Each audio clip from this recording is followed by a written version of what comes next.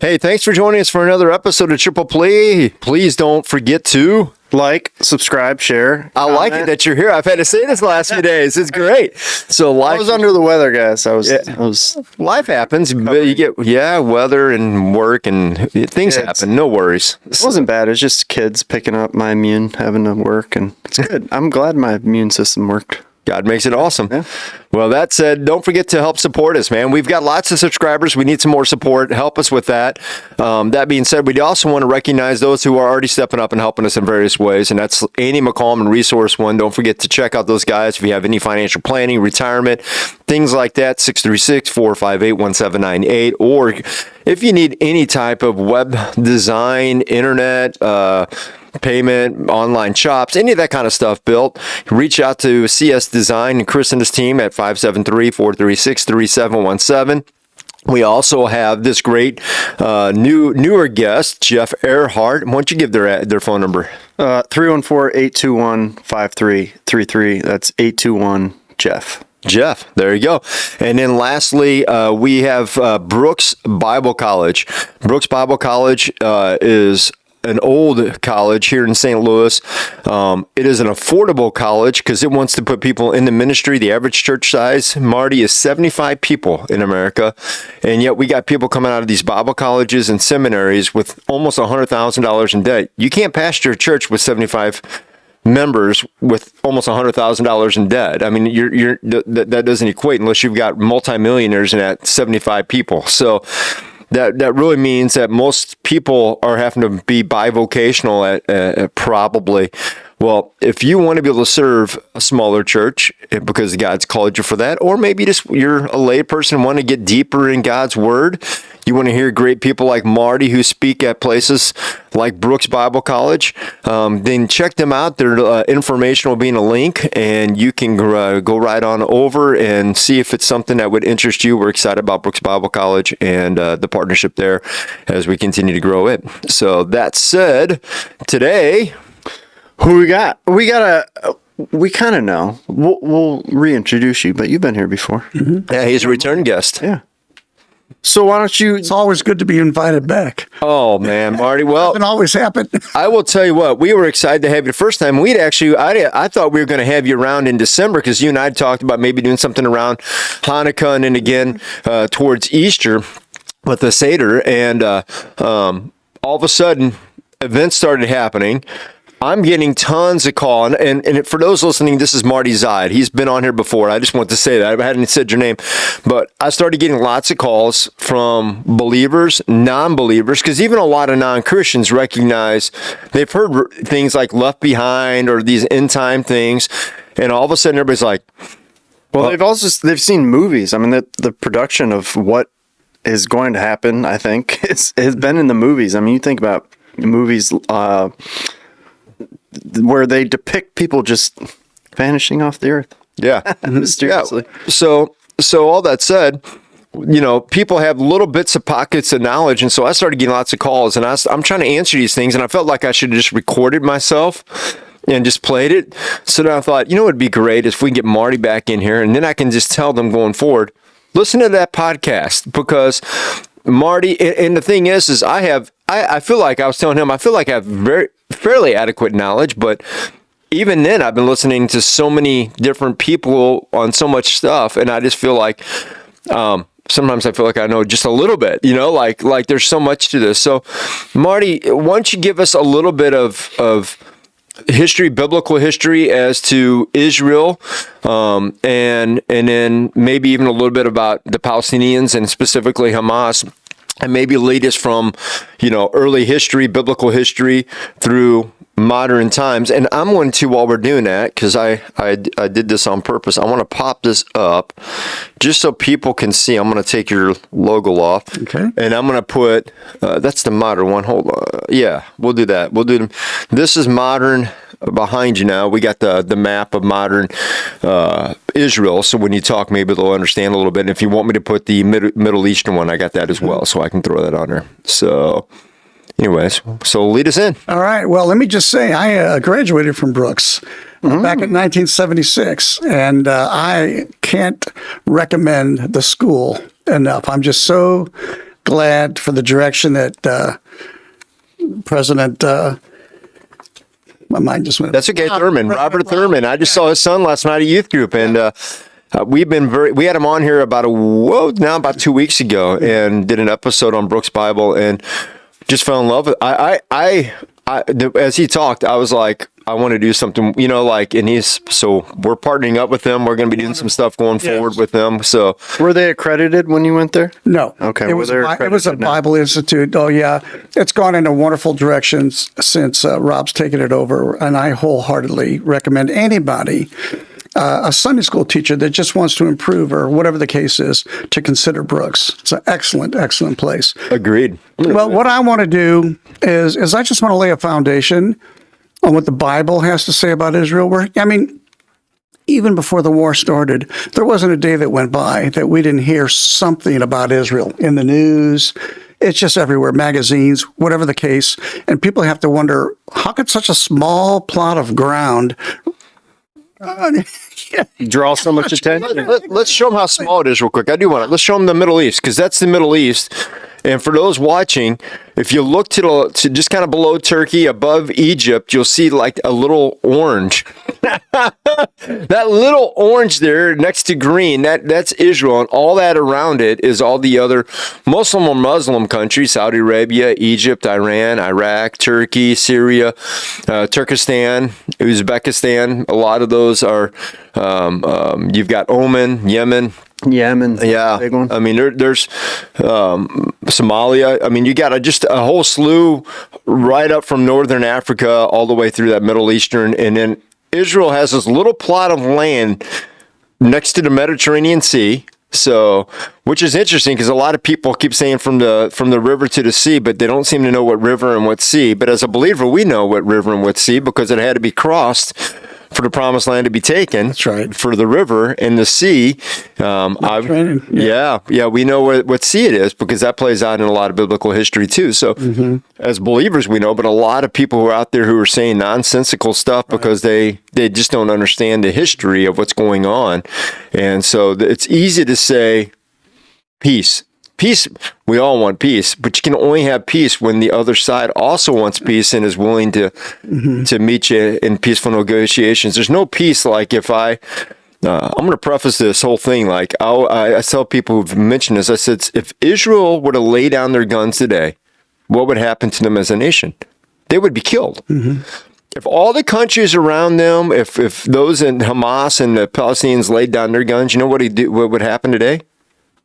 They would have better lives, because they would not have. Israel has no intention of taking over any of those people. Their promised land, and I know you're going to get in there, has been defined, and that's where they want to be. They're not looking to conquer. Well, you don't think they want to take back to places that they think are theirs? We'll get into that. Yeah. They will. Yeah. It'll all be theirs. Oh, yeah. It's theirs now, but it'll all be theirs by occupation as well. I want to just lay some foundation about what the Bible has to say about Israel, and that's really one's opinion only goes so far. Sure. But biblical truth sets the foundation. And I'm not trying, because I'm coming from a Jewish background, I'm not trying to be biased or prejudiced in any form or fashion. My being Jewish really didn't mean a thing to me as I was growing up, and not until I got saved did I understand it nor appreciate it. But I do want to be biblical. I just want to let the Bible speak, because it does in many, many, many ways. Awesome. But number one, I just want to let people know that God is the one that created Israel. There was no Israel. There was a time when there was no Israel. There were no Jewish people on the entire planet. God took Abraham, who wasn't Jewish, he was a Chaldean, and just made him Jewish. And out of the loins of Abraham, through his descendants, we have the Jewish nation. And just to substantiate that and back it up by the Bible, Isaiah 43:15 says, I am the Lord, your Holy One, the creator of Israel, your king. God created Israel. A group of people didn't get together and say, hey, let's become Jewish. What's that? I don't know, but let's become Jewish. And maybe we could start a whole new nation. It didn't happen. It wasn't like America where we said we're going to become a new nation. Exactly. God appointed that nation, Yes, which God is created 'em. divine. You don't see that with any other nation. No, and as a result of that uniqueness in creating them, he also entered into covenant relations with Israel. This is vital. This is what makes Israel. God made Israel, but he also made them very unique among all of the other nations. For example, in Amos chapter 3, Amos, minor prophet. A lot of people don't get it into minor prophets, but they're major.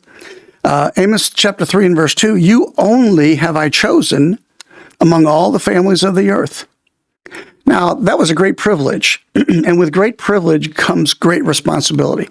So that verse goes on and says to Israel, if you don't obey me, I will punish you for all your iniquities. And we've seen that happen down through history, because God did give Israel the law. God knew they couldn't get saved by it, but they did break God's commandments. They violated God's commandments. And because of that, they've had difficulties, but they still remain his people. And we're going to see that it's going to be true throughout all eternity, not just here during this time. When God established this unique relationship with Israel, there are 8 covenants that we read about in Scripture. 3 of them are no longer in existence. Some of the effects are still there. Like he made two covenants with Adam, and they were both broken. And then he made one with Noah, and that was the promise that there would never be another flood worldwide. But he made 5 of the 8 covenants with Israel. And of those 5, 4 are still in existence. And the character of them, they're called unconditional covenants. Now, there's 2 kinds. I just kind of want to get a little bit into this. There are conditional covenants, which are conditioned upon the obedience of the one the covenant was made with. There's only one of those, and that was the Mosaic covenant, the law. But the other 4 are unconditional. What does that mean? That means that they are going to be fulfilled irregardless of the behavior of the Jewish people. The Abrahamic covenant, the Davidic covenant, the New covenant, the land covenant. Those were covenants that were made with Israel, and they will be fulfilled. If anybody is a believer today, even though the church is not fulfilling the covenants because they were made with Israel, the Jewish people, the Gentile believers, the Jewish believers who are part of the church are sharing in those covenants. Like, for example, the benefits that come out of the Abrahamic covenant, the blessings that come out of the new covenant. What does the new covenant say? I will forgive them of their sins and I will remember them no more. We experience that, but that will ultimately be fulfilled by the Jewish people. So just one of the covenants that God made with Israel is called the land covenant. Some people call it the Palestinian covenant. We no longer call the land of Israel Palestine. It might have been called that in the past, but so this covenant has now been called the land covenant. And this covenant spells out the mass of land that was given to Israel by God to possess and to live in. And here's the key. The land was given to Israel for all time. For all time. It's not unique. It's not limited to just now or when they first got it. And there's a whole lot of history on how that took place when the United Nations was involved and giving a property to Israel. Israel accepted that piece of property. But here's what most people don't know. The Palestinians were offered land as well. That's right. They were offered land as well. They refused it. Now, whether they refused it on their own initiative or whether their neighbors, their Arab neighbors, were kind of, pushing them to refuse it, because if Palestine got their own land, we wouldn't be having these problems right now. I hate to say it, but I think we could, if we have eyes, we can see. They kind of, boy, it's hard to even think of. I think a lot of times the Palestinians are taken advantage of by the Arab neighbors so they can continue to make this a issue and a problem that we see happening in our world. Well, they want Israel or the Jewish people to be a target of hatred. Yes, and they're using this. And so I'll always have looked at the Palestinians as, and even Hamas, because, you know, most of the Hamas leaders do not live in the Gaza area, but they are the tip of the spear to poke at Israel, and they don't mind. They look at them as sacrificial lambs, which you also see in the care, because the countries around the United Nations and the United States over the last 18 years have given literally billions of dollars to the Gaza area to build it up, and today it's still not built up. We talked earlier, they've taken water pipes and sewage pipes and turn them into rockets, right?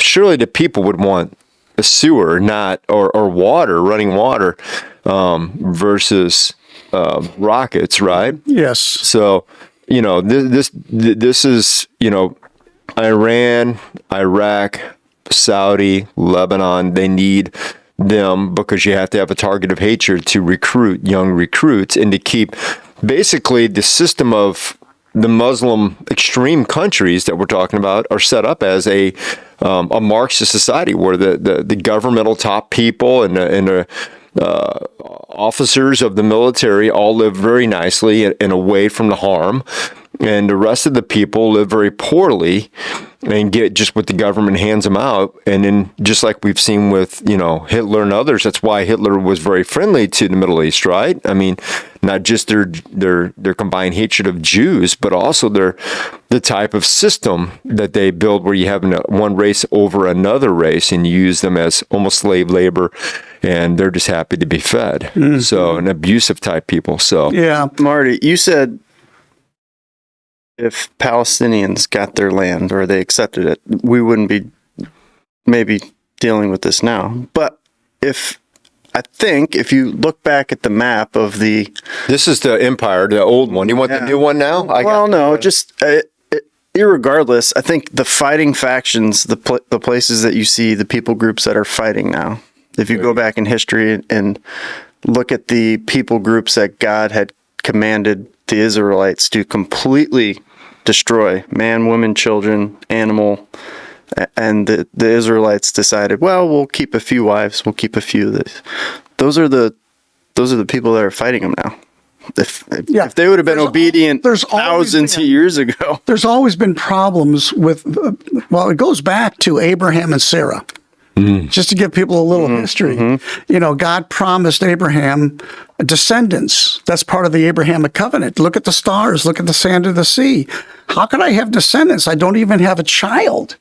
So God promises him a child. It took 25 years for that promise to be fulfilled. And he was an old man. No, and yeah, exactly. They were both beyond childbearing age of normal people. So Sarah comes up with the bright idea, take my handmaid and we'll have our descendant through her. And that was Ishmael. And they were satisfied that the descendants would be Abraham, Ishmael, and some of the other descendants. And God says, no, you're going to have a son. And you'll call him Isaac, and it's going to be through Abraham, Isaac, and Jacob. Then you have Jacob and his 12 sons, and that's what makes up Israel. So it's the descendants of Ishmael that became primarily all of those surrounding nations that we saw back there.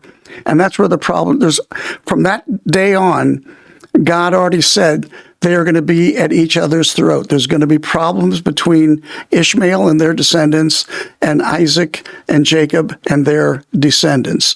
So the part about Gaza is you got Palestinians in Gaza that was given to them by Israel. And then the Palestinians were just the average type of person.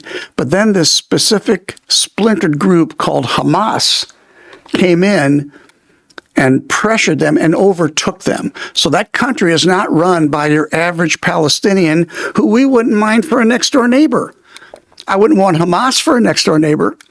But the Hamas are the ones who run and control the Gaza Strip, not your average we got no gripes with the average Palestinian. Yeah. It's the ones who are radicalized. And like, for example, they're going to be getting a ton of money again from America for humanitarian resources. Right. If they get a dime, that's a nickel more than they should probably think they're going to get. That money is not going to see them. Yeah. It's going to be the same way. It's going to go to the upper echelon. It's going to go to retool their military supplies or weapons and so forth. Three of Hamas's leaders have crossed the $1 billion threshold and become billionaires. Mm-hmm. If you've been to Gaza, you got to ask yourself, how did that happen? Yeah, that's right. Okay. Yeah. Another thing I would bring up, and maybe you can answer this, how many Jews are in Gaza? Probably none. Yeah, they've been completely removed 18, 19 years ago. Yeah. How many Muslims exist in Israel peacefully? A whole lot of them. In fact, they have it very, very nicely when they live in Jerusalem, when they live in Jewish quarters. Well, I looked it up. 20%. 20%. Wow. 20%. How many Jews are in Iran? Probably none. None. How many are in Saudi Arabia? Well, you could ask the same thing about Christians, too. There's very few Christians as well. But where I was going with that is it's a very interesting dynamic around there when they're saying how Israel has to, be all this. And I'm going, wait a second here. Where are the Jews? You've kicked out all the Jews from your country, and they're not kicking out the Muslims from theirs. Mm-hmm. That should speak volumes to just the way people see this conflict, is that I don't when I look, just, again, I'm not Jewish. I am a believer, so I do have a slant as far as a believer towards the Jews, understanding they're God's chosen and special people, and I understand, and I'm sure we'll get into some prophecy, but when I look at just as a reasonable thing, I go, wait a second here. You guys got all this landmass that we were showing earlier, and there's no home for the Palestinians, and yet Israel gave them a place, and they've even invited people into their country as long as they're not radicalized, and those who aren't have had a great life. The average income in Israel right now, if I read right, I think it was around $68,000 was the average income, kind of crossed over the United States income. Average income in Gaza for their people was less than $900 a month. Well, I mean, I think that speaks volumes to their relationship with God, that they're willing to have other religions, just 20% of your population's worshiping some random god that you don't agree with. I mean, I think that speaks volumes to where their relationship is with God, that they're willing to let that happen. So, well, keep us going. I just wanted to, I was putting that out there as we're kind of going through this, because I think those are important things to notate as we're thinking about the history of God's chosen people. And then also about this ongoing conflict. So you were sharing the biblical part, but then we also get to a historical part. There's a part where Israel ceased to exist as a landmass for a while, right? Well, what do you mean? They became a country. When did they become a country? Well, they lost their homeland. That's what I meant. Yes. And the reason for that, in 135 AD, 134, 135 AD, the Romans came in, and this is where it was prophesied by God to Moses that God would scatter them to the four corners of the earth. They were scattered here and there. Even in the Old Testament, they'd go down to Egypt 400 years, but that was just that was like one small pocket. They went to Babylon for 70 years, but that was just one area. But 134, 135 AD, this is when the final revolt took place with the Romans came in and just decimated them, and they were scattered to the four corners of the globe. Is this about the time of Masada and that kind of thing, where they did the attacks of Masada and they were catapulting and basically tore down the walls of Jerusalem at that time? Is that the right time period? I think Masada might have been a little bit earlier. I'm not sure, but this was when Rome was in charge. And I mean, the fact that I'm in St. Louis and the fact that probably people know Jewish people all over our country and in other parts of the world is proof that God came. It came true because of Israel's disobedience. God scattered them to the four corners of the world. That's in chapter 28 of Deuteronomy. But in chapter 30, which is just 2 chapters down, still talking a conversation between God and Moses. God tells Moses, when I regather you, which means he's going to scatter them. He's already telling them ahead of time, if you obey me, you'll be blessed in the land. But if you disobey me, I'm going to scatter you. So when I regather you, which means, hey, we're going to disobey. And that's exactly what happened. So I believe that there is a partial regathering now, but there's going to be a huge regathering in the future when they will go back to the land as believers when God saves them in a massive way, according to Romans 11. But that's just a wonderful, those are promises of God. So when did they come back and become a country? In 1948. 1948. So this was through the process of the UN. Right. And why was that? Well, actually... Was that because of World War II and in the Holocaust that they had guilt on them, or? Some people say that. I'm just curious. Yeah. I'm trying to use the different arguments and let you educate us. There's a guy who came to St. Louis when we invited him, who said the whole process took place because the right people were in the right place at the right time for the sovereign God to reestablish a homeland for the people of Israel. And let me just say this. The very mission that I have the privilege of serving at, the Midwest Messianic Center, was started in 1924, which means in a few months, the mission is going to be 100 years old. 1924, a man from Chicago who was directing a very old mission called the Chicago Hebrew Mission. His name is W.E. Blackstone. If you Google W.E. Blackstone, you'll read about a very, very interesting man. He had the opportunity to meet people very high up, presidents, very high up in government, and he was pushing. This is before 1948. Our ministry was started in 1924, and he was meeting with people, trying to encourage them for a homeland for Israel. Mm-hmm. He died about 4 years before 1948, so he didn't see it with his own eyes. But he was one of the mover and shakers. People might call him a Zionist, and a lot of people think Zionist is a bad. It's become bad. Right. No, it's not. No, it's not. It's just wanting what the Bible says for Israel. So through the efforts of W.E. Blackstone and others, they got together and they, through the UN, divided to partial off a portion of land. What they have now is not what was promised to Abraham. Okay. So they will eventually, that land covenant, the land is part of the covenant with Abraham. So the land that we're looking at right now behind you is what they got now with the Gaza Strip. But what you're saying, they're going to restore it back to the land. Yes. See if I can. Yes, this one. Here's the biblical one. Is it going to be the biblical boundaries? Yeah, exactly. So all that will be returned, which means they're going to go up a little bit farther north than what they have today. Because I think right now what's in green is what they have. So we got a whole northern section that they don't have currently. Yes, and that is going to be fulfilled during the millennial kingdom when the Lord Jesus is ruling and reigning on the earth for 1,000 years. So until then, we won't see it. That's going to happen once he comes back. Once he splits it, the land in half, right, and causes a river? Yes, yeah. Yes. His feet touch new the ground. Topographic. It will. Yeah. So what we have now, and some people wonder, wait a minute, how's the New Jerusalem, which is 1,200 miles squared, how's that going to fit anywhere? Well, just what you said, the land's going to be changed. And a place will be made for that New Jerusalem when it descends. But another, and I just want to give one last point here. Man, this is good. I'm really enjoying this, Marty. Much to the chagrin of some people who believe that God's basically finished with Israel, here's what it says. The nation of Israel figures into God's plan for all eternity, not just the present. Now, there are some people that don't even believe they're figuring very much in the present.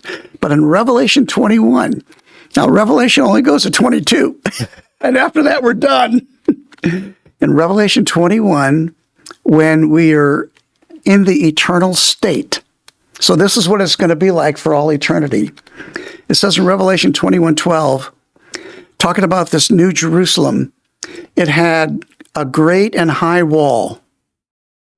And this place, the New Jerusalem, has 12 gates. And at the gates, 12 angels. And names were written on them, which are the names of the 12 tribes of the sons of Israel. So the 12 tribes of Israel will be remembered for all eternity. Well, you said angels. Did you mean gates? 12 gates? No, it says 12 gates with 12 angels. Yes, with 12 angels. At the gates. They'll be at the gates. They'll be at the gates. You're right. 12 angels at the gates. Right. They each Exactly. have a guard of the gate. But the gates are never closed. Yes, and it says the names of the 12 tribes of the son of Israel will be engraved on the. So every time a person turns around, because you got 3, 3, 3, and 3, it says as it goes on, any way you turn, you're going to see the names of the tribes of Israel. Why? Because of Israel? No. Because it was God's sovereign choice to choose them. He could have chosen the Dutch people. He could have chosen the Irish people. But in his wisdom, he created the Jewish people. So redemption. Power. Yeah. Yeah. So redemption can be brought into space-time the way it has through the Messiah who came from one of those 12 tribes of Israel. And I just wanted to lay that foundation because, if we don't understand biblically where Israel stands, none of this stuff's going to make sense. Right. It just isn't. And so when it gets down to the land, all of that land, the West Bank is another fought over territory, a little bit bigger than the Gaza Strip, as you can see. But there's questions about the West Bank. And there's questions about the Gaza Strip, of course. There's not as many developments in the Gaza Strip, but there are still new developments being made in the West Bank. It's like, wait a minute, Israel doesn't have a right to do that. Well, biblically, they do. Israel, now, see, they have And a lot of special names are in the West Bank. When we think of biblical history, Jericho, Bethlehem, Hebron, Nazareth. Nazareth, those would all be located in the West Bank. So most of Jesus' ministry happened in the West Bank. That's right. That's exactly right. And sometimes people think that the Jewish people don't have a right or privilege to be able to make those developments. But if you understand biblically that all the land belonged to God and he gave it to Israel. Now, what Israel has attempted to do, and it has proven wrong, they have two types of governments over there, just like we have two types of governments over here. One tends to be more conservative, one tends to be more liberal. And when Benjamin Netanyahu is one of the more conservative people, but they've also had people very, very, very liberal in charge. And they would have the tendency, let's give them land for peace. And that was their genuine intention. I'm not saying that they were not genuine, but they would give them land. They gave them the Gaza Strip for peace. How's it worked out? Yeah, it hasn't. That's the whole point. Earlier last month, we saw the peace with 5,000 rockets indiscriminately could land anywhere. They weren't smart rockets like the ones that Israel is shooting, trying to keep any civilians, if at all possible. But they were just lobbed over. They've never had peace. Israel hopefully will learn they can't give land for peace. In fact, you know what? There just isn't going to be any real peace until the Prince of Peace returns. Mm-hmm. Well, that's why that's where they're fighting. Satan knows kings. The next king there is Jesus, and he's trying to set himself up as king, right? I mean, I think people are also wondering, like, why do the other countries not care? Why do they not letting the refugees in, the Palestinians in their country? Yeah, we see that Gaza borders Egypt, and they've got a dual wall, not just a wall; they've got a double wall. Yeah, but you have to understand. I mean, Satan has to start putting his little nations together to create his little kingdom. Mm-hmm. Yeah. So he will never give up that attempt. Now, of course, he'll be bound for 1,000 years in the bottomless pit, but ultimately he will be thrown into the lake of fire, and that'll be his eternal destiny. And that will finally be the complete end of his ability to try to thwart the program of God. Now, there are some who believe today that Satan is bound. And the only problem with that, how could Peter possibly say, if Satan was bound, that he goes around like a roaring lion, seeking whom he may devour? So obviously, Satan is not bound today. If he's bound, it's it's really, really bad. He's still out there doing his thing. So he will have a future in eternity with all of the demons that used to be angels of God who followed the devil will wind up in the lake of fire. But until then, we're going to see these kinds of things. Jesus said there's going to be wars, there's going to be rumors of wars, and they're going to intensify as days draw closer to the return of the Lord Jesus. And we see them on the increase. Other signs were given as well, earthquakes and things like that. I mean, we've always had earthquakes, but they're increasing. Mm-hmm. And those are all indicators. The man's mind. Mm-hmm. When you read about end times, there'll be, a lot more deception that's going on. We see that today, a lot of deception. So, you see a lot of different things. One of the things I get, and I think I might have brought this up to you when I called you, but one of the things that I've been getting a lot of people want to know about end times. And I always say that once Jesus ascended back to heaven, end times, we were starting end times. The end times it was now looking towards his return. But I said there are certain things, certain goalposts. God said we won't know the day nor time, but we'll know the season. And he did give prophecies. He did lay out things in Scripture we know which will happen.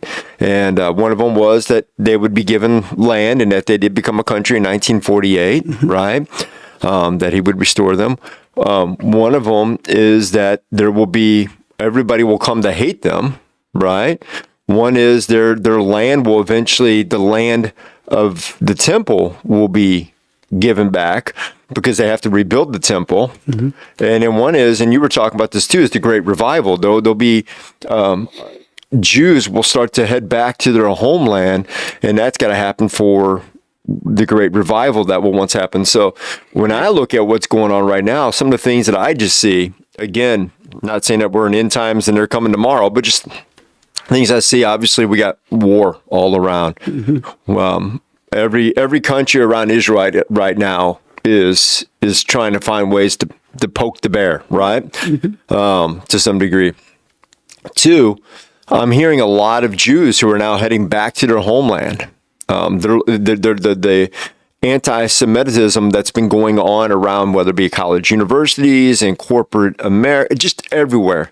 That you're seeing right now is driving. I'm hearing more and more people starting to head back or consider going back to their homeland. So that's another one. And then three, I know that Israel has rebuilt, or has not rebuilt the temple, but has all the materials mm-hmm. for that new temple now put aside, along with almost everything, like from goblets to shields that would go in there. They've not only got gold shields, but they've got the bronze shields that replace the gold shields to go with them. So they've got all that prepped for that day that they'll have that now, which are all things in my mind. I'm not saying, again, that this is all going to start tomorrow, but just things that I look at as going that have been, things that are checks off the checkbox that have to occur and we're starting to see perpetuate more and more of this pushing towards his return. Mm-hmm. So, and it seems like the days are getting a little bit quicker. Yeah, they are. Towards that. So, well, there are no signs for the rapture. Mm. The rapture could take place before our conversation is over. Please. However, yeah. Amen. However, there are many things that still need to take place before the second coming, where his feet touched down on the planet. But one of the things that we see happening, and there's always been anti-Semitism, and just a little bit of history. Anti-Semitism began in the Garden of Eden when Adam and Eve sinned. God had a word for Adam, for Eve, and for the serpent, who was really the devil in the form of a serpent. So he spoke to Adam, he spoke to Eve, and he spoke to the serpent. And what he said to Adam and Eve were very significant. But what he said to the serpent, basically Satan, was that through the seed of a woman, somebody's going to come you're going to bruise his heel, but he's going to crush your head. Well, I'd rather have my heel bruised any day than my head crushed. Sure. I think most people would agree to that. Sure. So Satan, for the first time, knew that I'm going to be destroyed. And it's going to be through the seed of a woman, which is to him is nothing more than a human being. That's all he knew. So he, as human beings, began to multiply and multiply and multiply really, really, really quickly as time went on. By the time you get to Genesis 6, God looks down and it's really bad. I mean, things are so bad. He has to destroy the entire human race except for 8 people. Satan was working overtime to corrupt the human race in ways that had never been seen. So as further progressive revelation continued, you get to Genesis 12, and now God kind of makes something known for the first time. That this Messiah Redeemer, who's going to come from the seed of a woman, is going to come through the lineage of Abraham. So now Satan doesn't have to target the entire human race. He could zero in on Abraham and his descendants through Isaac and through Jacob. So that's why Israel's always been a target since Satan found out, if I could destroy Israel, what will that in turn do? Keep the Messiah from appearing. Mm-hmm. So there's always been a Pharaoh. There's always been a Haman. There's always been a Hitler. There's always been people like we got them today, some of them over in Iran.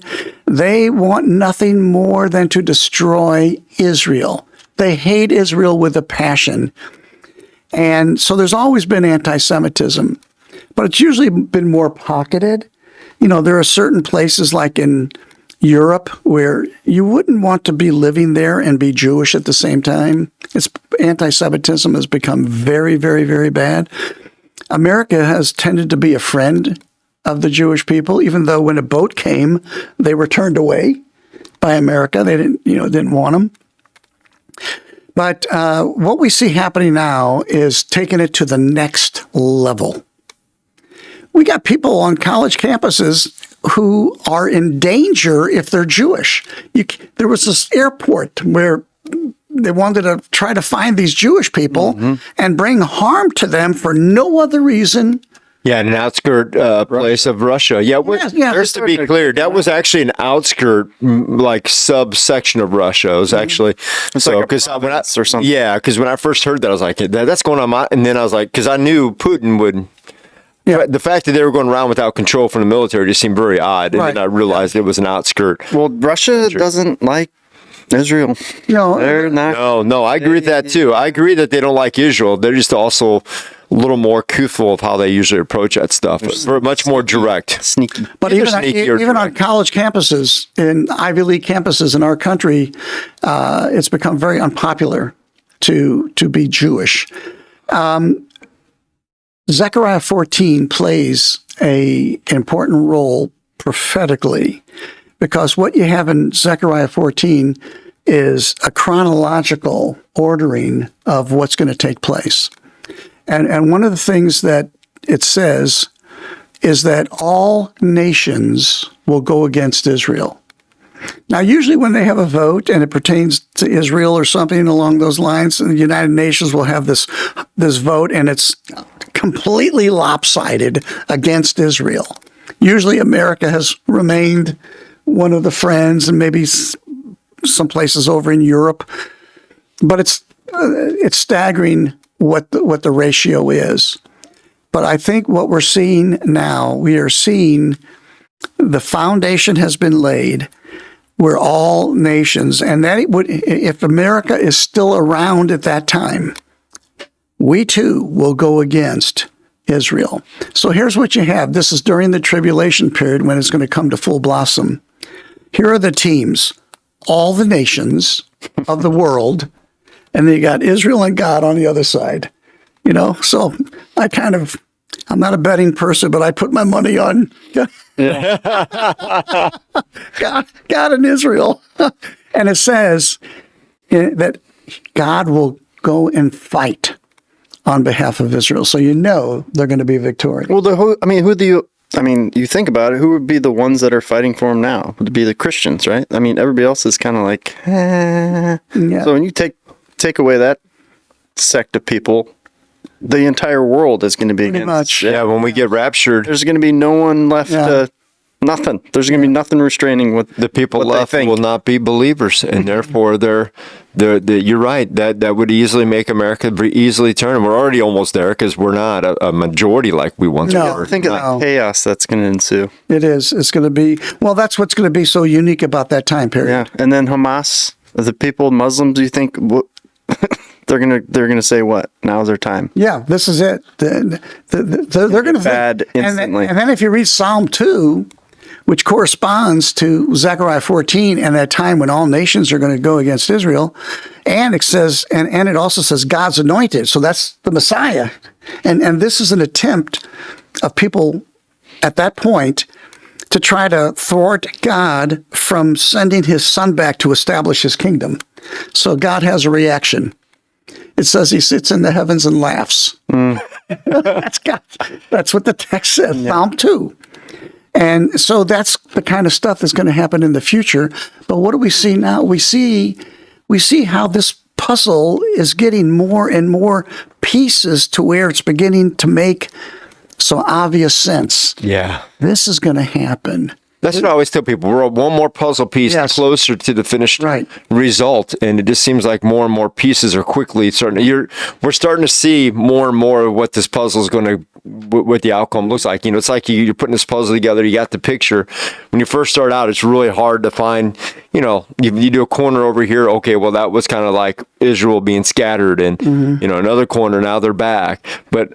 Now it seems like the picture's really starting to get more and more clear that as more and more pieces are put in, that we're starting to resemble what God gave us as the picture, which is the end times. It's, Zechariah, Psalm, Revelation, Daniel, even Jesus himself and Matthew and then Peter and Paul and some of the things they give. We're starting to see a lot of these things start to come together. We're starting to see the puzzle pieces start to fit. And what do you... Can I just say one other thing? Maybe please. In another direction, but then please let's get back to that. No, please. As believers, we don't have any biblical justification to hate anybody. We can't hate anybody because if it says we have genuine hate in our heart, that we're not a true child. That's what John says. Yeah. 1 John. 1 John. So what do we have to do with people who are enemies of the cross, enemies of Israel, enemies of God's plan? We have to love them. See, we only have the capacity to love or hate. We can't do both at the same time. God can. God can both love and hate at the same time because that's His relation with Israel. God hates them and He loves them at the same time. God can do that. We can't. So we are called upon to love our enemies. We should be praying for the Palestinians. And I'm not talking about the nice, peaceful ones. I'm talking about we should pray for Hamas. We should pray for Hezbollah. These people can get saved. They're in a desperate need for salvation. We just see their depravity a lot more clearer than sometimes we see the depravity of a neighbor.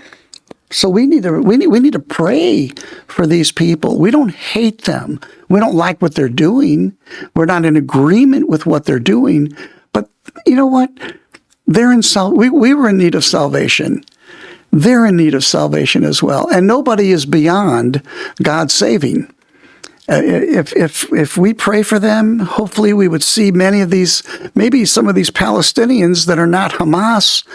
They're seeing what's going on. Maybe somebody told them that, hey, things are going to get worse and worse and worse. And I just, I warn people when I try to evangelize them, if anybody ever wants you to get some kind of number in the future, just run like the wind, because who knows when that's going to take place. It might even happen in their lifetime. And if they've been warned about it, then who knows if some of these people in the Mideast came in contact with a believer, and somebody shared something with them, and they look around and say, wow, this sounds like what these people were telling me. I better look into what this belief in the Lord Jesus is all about. We should pray for their salvation, or pray for some believers that might be over there that come in contact with some of these people to be able to share the gospel with them. We don't hate these people. If we do, we're wrong. We have to think upon them as individuals who are deeply, desperately in need of salvation. Were you at my podcast on Tuesday? No. I'm just joking. We had the Boschoffs, Oh, okay, yes, yeah. Francis and Darlene in here, and they were telling a story where they went to a secret location, and at this location was a man, and he pulled them aside and shared that he was glad that they were at his house for this. It was his house that they were staying at, and but that at this house, this guy had been a former Taliban killing U.S. soldiers, but he went one day to fire his gun in a tunnel at soldiers, and it wouldn't pull, and he couldn't move his finger. It was like, he said, my finger and the trigger, nothing was going. And he said a bright light happened. And he said, in the bright light, why do you, what did he say? He said something, and it was Probably similar to like what he said to Paul, right? Why do you persecute me? Yeah, I want to say something like that. He saw a bright light, and it said, why do you persecute me? Or why are you trying to kill me, kill my people, or something like that? And he didn't understand, but he went back and went online and started looking up and realized that this must be the Christian God, and sought out a believer. And that believer pulled him. He was scared to death at first because here's the Taliban, right? I mean, this guy was like a general in the Taliban, and so he wound up sharing the gospel with them, and now he's one of the top 10 wanted by the United States, and also one of the top 10 wanted by the Taliban. Also top 10 wanted by God. Yeah, that's right. It's just amazing how, when you say that, that's what I was reminded of was, and it's funny when you said that, my question was actually going to be, what should the Christian response be to this situation? And you just said it. We should love those who hate us and be praying for them. Yes. And rest in his justice, his vengeance. And vengeance is his. Vengeance is not ours. Vengeance is mine, says the Lord. He does a much better job than we do. We go after somebody that's done something to us. It's better to leave that in the hands of the Lord. Now, I do want to ask you this, though. So in that same spirit, you got believers right now who think that Israel should not go after Hamas and not be in Gaza. What would you say to that? Well, down through human history, and some of it God ordained, there's always been times when people have to defend themselves. Israel didn't start this. They were provoked. If somebody were to enter into my house, I wouldn't just say, "Oh, well, too bad, family. I'm just going to lay back and not defend you." No, I would defend them to the death. And I think that's a God-given responsibility. Right. I would even call it like a right. Like we have the right to, we talk about these inalienable rights, and one of the chief purposes of our country to have a federal government or to have a government is the protection, the preservation of the average citizen, right? Right to life. Right to life. Yeah. And I would, exactly. Especially for the ones who cannot defend themselves. But I would say Israel has total justification to weed out those who want to push them into the sea. Yeah. Otherwise, it's like, if we have a cancer spot on our arm and we go to the doctor and he immediately knows what it is, but he doesn't want to hurt us and he doesn't want to offend us, so he just ignores it. Well, that's going to kill us. Right. And if Israel doesn't defend themselves, this will just keep going on and going on and going on. And it doesn't get any better. Well, let me say it would also show weakness to the other countries around it, right? I mean, if they can be provoked and there's no response, just like if America is provoked and we don't give a response, that's where we got to 9/11, right? We were provoked 3 times. Yeah, prior to 9/11 by the same guy. It took 9/11 for us to finally respond, but he attacked a naval ship with a bomb. He had World Trade Center bomb number 1, and the U.S. sovereign land in 2 North African countries of our embassies had all been attacked by the same Osama bin Laden. So, well, I was going to say, I think it's, if you think about how God has interacted with the Israelites throughout time, I mean, there have been times where he had sent angels into encampments and had, kind of done the work himself. But I think there's something special about what happens at the end where it's all about themselves, right? I haven't heard them invoke the name of God or pray to God one time on TV, not one time asking God what they should do. They're kind of, hey, I'm doing this. This is my army. This is my thing. And I think that's plays into God's plan is they put everything into defending their nation by themselves. And what happens? Eventually all the nations, and they have no ability to defend themselves at all. And what happens? God has to step in. And it's so obvious that God steps in that the nations acknowledge that. So just interesting. that's good. That's a great point. That's a great point. He is our defender. Yeah, well, and he's also the one who, when they were delivered from the Egyptian bondage through the Passover event, and then they wandered for the next 40 years in the wilderness, and then when it was time for them to occupy that's not even a good word to use anymore. It's become Enter into their covenant or enter into their... Well, to the promised land that God was giving them. There were people that were already there. And they were so horrendously idolatrous and wicked. God instructed they have to all be removed.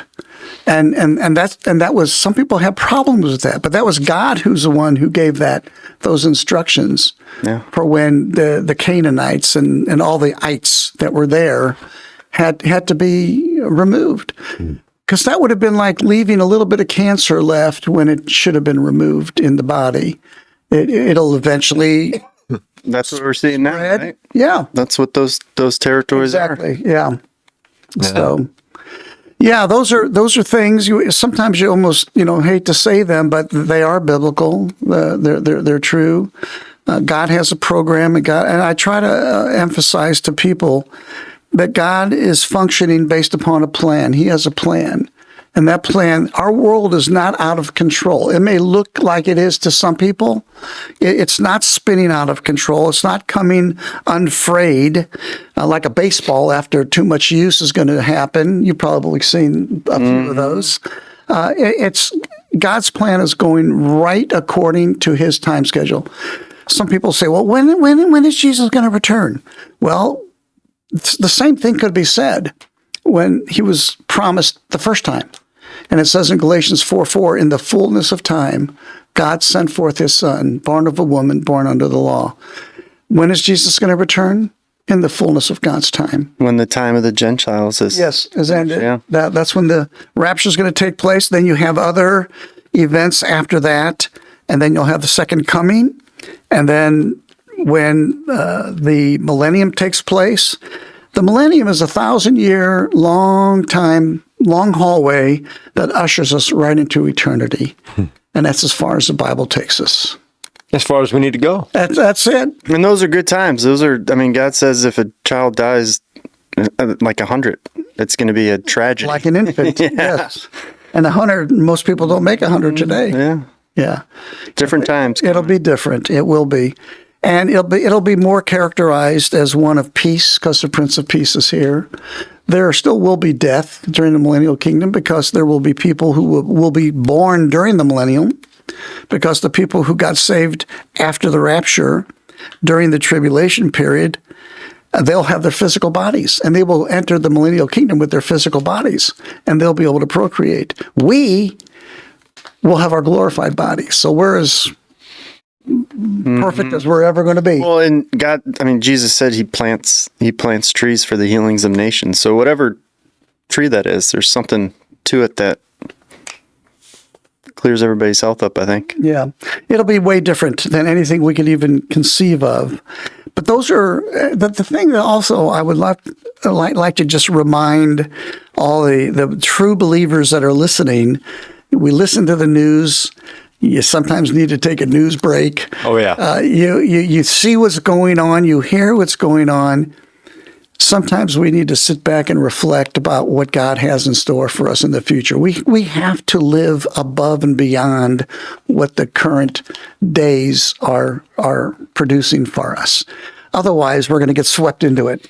Yeah, keep your eyes on things, and Isn't that kind of Set what? your mind on things above, where Christ is seated at the right hand of God, and not on the things that are on the earth.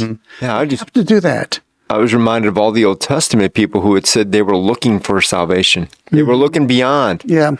And we need to look beyond too. We need to look for the new salvation, the new kingdom. That's so true. Yeah, this could wear you out if we're not careful. It could weigh heavy. And people that don't have a biblical mindset, people that neighbors and relatives that are lost, I don't know what goes through their head.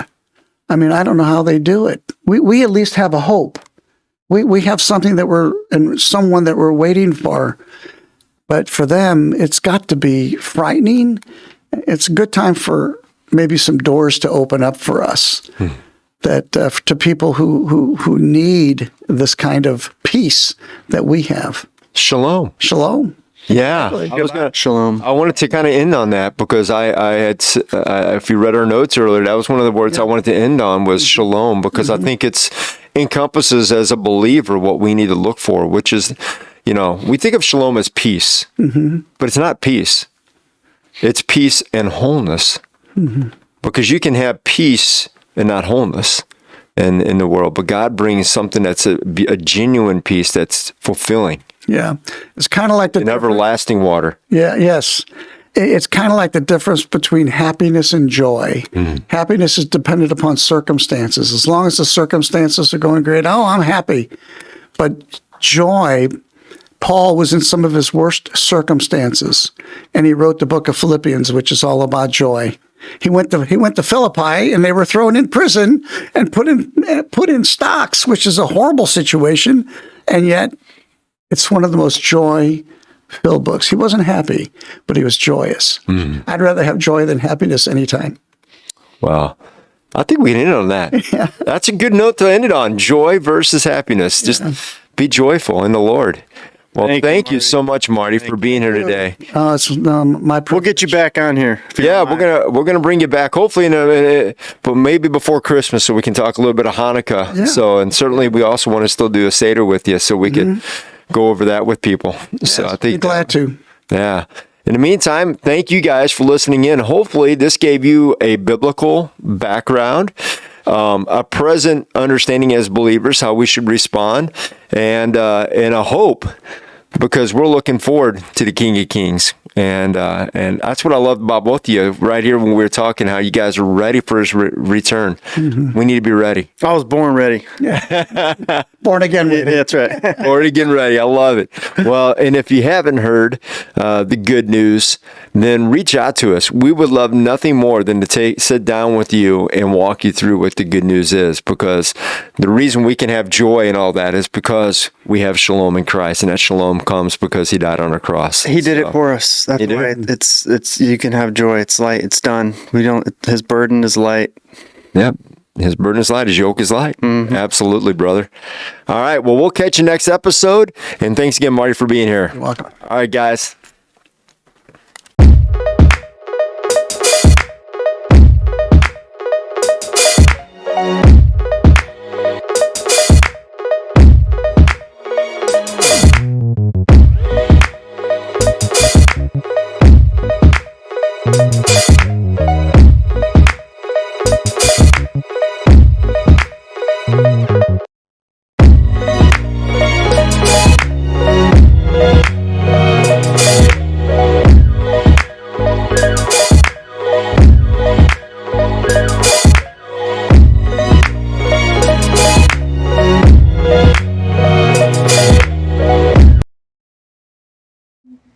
You're safe.